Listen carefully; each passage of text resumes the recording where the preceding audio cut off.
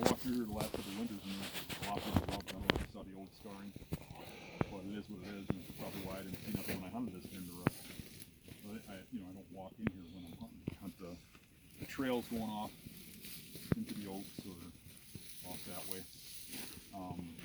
One spot I like is there's some poplars over there, and they kind of go around that way and go up to the crops out in private land. But this is one of those areas where I think most guys would struggle on how to hunt it. But you kind of got to look at the terrain too, because the trails just kind of come out of here. During the season, it's a little more obvious, but there'll be trails coming through this stuff. But it'll be where the more open areas are. Like they'll come around this side and then go back in, or they'll come in where we came in. Because once again, I mean, they're not pushing their antlers through that stuff. And like I said, I've done pretty well over in that corner. There's a patch of poplars over there that I have to go around if they want to stay in the cover rather than go across the field. Any questions about any of this? So you were having your does bedding over there on that point where we were first at? No, I got bucks bedding over there too. Okay, it's just during the rut this picks up. Okay. So are you starting to see them pre-rut? I mean, they starting to stage up in here? Rut time, when you start to see them come in here, is probably like mid-October. Okay. Like October 15th or so is about the time they start putting down all that sign. Is about the start of it. And then that'll end up going into like probably the first week of November. Do you ever change your exit route compared to your entrance route, depending on where the deer are going to end up in the evenings? You mean when I leave? Yeah. Most of the time I just trudge straight out, but if I plan on hunting a spot again or in the same area, yeah, then I worry about my exit route. So sometimes I take some difficult exit routes because of that. Usually my most difficult routes are my entrance routes, because then I'm taking real concern about how the wind's going to affect the hunt of the day. But if I'm going to do multiple hunts in an area, yeah, I do worry about that stuff. However, like if I got a buck pinned down in an area and I'm gonna hunt him down, I might hunt a spot that I don't think is as good as the spot I'm gonna hunt the next day. But it's the progression of hunting, so that I'm not bumping that spot, hunting the other spot. You know what I mean? Mm-hmm.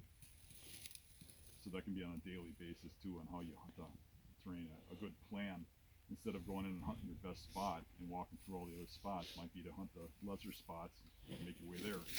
But on the other hand, if you don't know for sure there's a big buck there and you don't plan on hunting the lesser spots, then you might just go for gold and hunt the best spots, right? Mm-hmm. It depends on what you're doing. Anything else? What do you look for during the rut? I seen on one of your videos, you kind of mentioned if you know where the doe bedding is, that's kind of a good place. How would you scout on a map for doe bedding per se? Doe bedding can be really hard in these marshes because it's not as obvious all the time. A lot of times I only know where it's at because I run into it.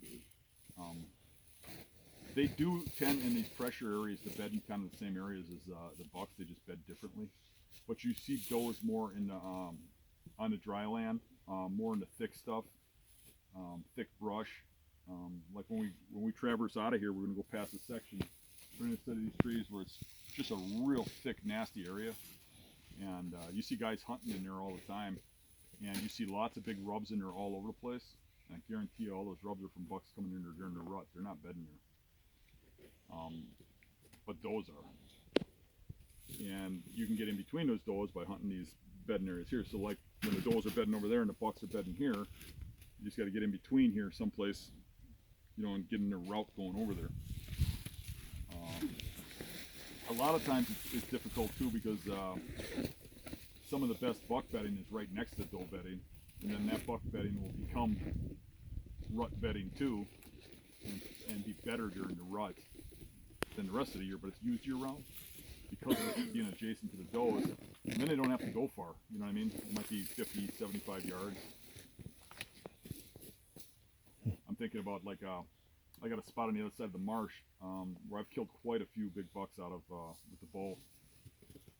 And there are bucks in there year round, but my best hunting has always been around rut because there's an adjacent doe bedding area, and if there's anything big in the area, it always ends up bedding there in rut if it's left unmolested till rut. But they get up and they kind of got the bedding area is kind of set up in a lot of cases to where the does come past the bedding area, and they're monitoring it, you know, with either wind or sight. And it's kind of hard to set up on, but if you know what's going on, you can usually figure out a way.